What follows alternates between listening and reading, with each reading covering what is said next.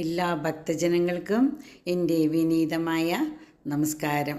ഹരേ രാമ രാമ രാമ ഹരേ ഹരേ, ഹരേ കൃഷ്ണ കൃഷ്ണ കൃഷ്ണ ഹരേ ഹരേ.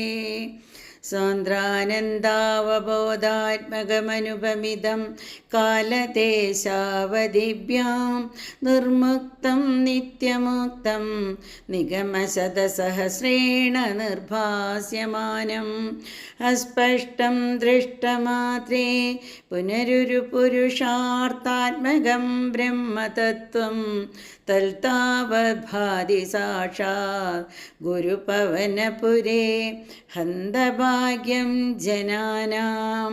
സർവത്ര ഗോവിന്ദനാമ സങ്കീർത്തനം, ഗോവിന്ദ ഗോവിന്ദ. ഇന്ന് ഇവിടെ പറയാൻ പോകുന്നത് തൃതീയ സ്കന്ധത്തിലെ 25-ാം അധ്യായം മുതൽ 32-ാമത്തെ അധ്യായം വരെയുള്ള കപിലോപദേശമാണ്. കപിലോപദേശത്തെക്കുറിച്ചാണ് ഇന്ന് വിവരിക്കുന്നത്. ആ അധ്യായങ്ങൾ ഇവിടെ ചുരുക്കി പറയുകയാണ്. 25-ാമത്തെ അധ്യായത്തിൽ ദേവഹൂതിയുടെ പുത്രനായി സ്വന്തം ഇച്ഛയാൽ അവതരിച്ച കപില ഭഗവാൻ മനുഷ്യർക്ക് ആത്മതത്വം ഉപദേശിക്കുവാൻ വേണ്ടിയും ബ്രഹ്മജ്ഞാനത്തെ ലോകത്തിൽ പ്രചരിപ്പിക്കുവാൻ വേണ്ടിയുമാണ് ഭഗവാൻ കപിലനായിട്ട് അവതാരം എടുത്തത്. ഭഗവാൻ തൻ്റെ അമ്മയ്ക്ക് കൊടുക്കുന്ന ഉപദേശമാണ് കപിലോപദേശം.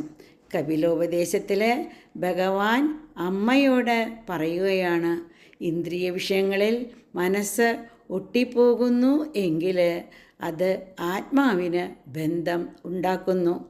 ബന്ധത്തിനും മോക്ഷത്തിനും കാരണം മനസ്സ് ആണ്. മനസ്സ് ഇന്ദ്രിയ വിഷയങ്ങളിൽ ആസക്തമല്ലെങ്കിൽ ആ മനസ്സ് തന്നെ ആത്മാവിനെ മോക്ഷത്തിലേക്ക് നയിക്കുന്നു. സജ്ജന സംഗമത്താലാണ് ഈശ്വരഭക്തി ജനിക്കുക. ഭക്തി കൊണ്ട് വിഷയാസക്തിയെ തള്ളി നീക്കാവുന്നതാണ്. ഭക്തന്മാർ പറയുന്ന ഈശ്വര കഥകൾ കേട്ടുകൊണ്ടിരുന്നാൽ ക്രമേണ മനസ്സിൽ ഭക്തി സ്ഥാനം പിടിച്ച് തുടങ്ങും. മനസ്സ് സത്വഗുണം നിറഞ്ഞ് നിർമ്മലമായിട്ട് തീരുന്നു.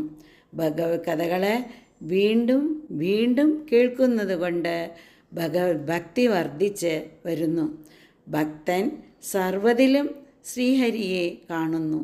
അങ്ങനെയുള്ള ഭക്തർ എപ്പോഴും നിർഭയരായിരിക്കും. ഭക്തിയോഗത്തിൻ്റെ മാഹാത്മ്യമാണ് ഇവിടെ ഭഗവാൻ പറഞ്ഞത്. 26-ാമത്തെ അധ്യായത്തിൽ 24 തത്വങ്ങളെക്കുറിച്ചാണ് പറയുന്നത്.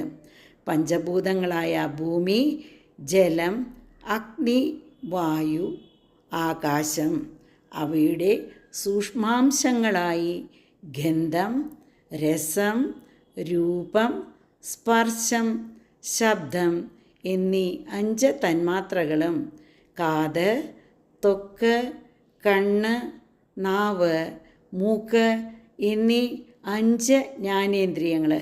അതായത് ഈ 5 ഇന്ദ്രിയങ്ങൾ കൊണ്ടല്ലാതെ ഒരാൾക്ക് ബാഹ്യപ്രപഞ്ചത്തെ അറിയാനായിട്ട് ആവില്ല.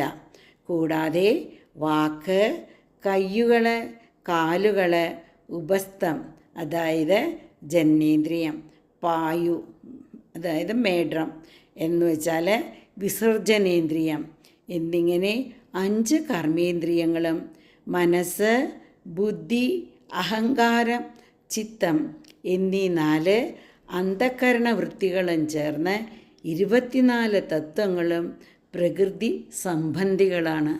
25-ാമത്തെ തത്വമായ പുരുഷൻ ഇതിൽ നിന്നെല്ലാം ഭിന്നമാണ്. ആ പുരുഷൻ്റെ സാന്നിധ്യത്തിലെ പ്രകൃതി സ്വന്തം കർമ്മം ചെയ്യാൻ ശക്തയാവൂ.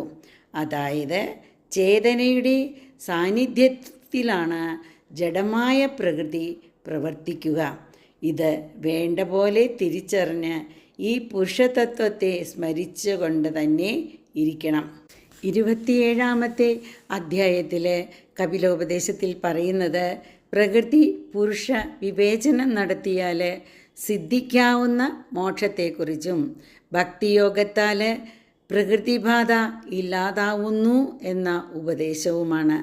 ജീവാത്മാവ് എന്ന് പറയപ്പെടുന്ന ഈ പുരുഷൻ പ്രകൃതിയിൽ നിന്ന് വേറിട്ടതാണ്.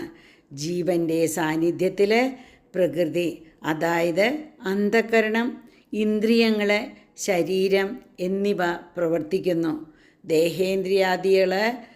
ദേഹേന്ദ്രിയാദി ധർമ്മങ്ങൾ ഒരിക്കലും ജീവനെ സ്പർശിക്കുന്നില്ല. അതായത് ജലത്തിൽ കാണപ്പെടുന്ന സൂര്യനെ പോലെയാണ് അത്.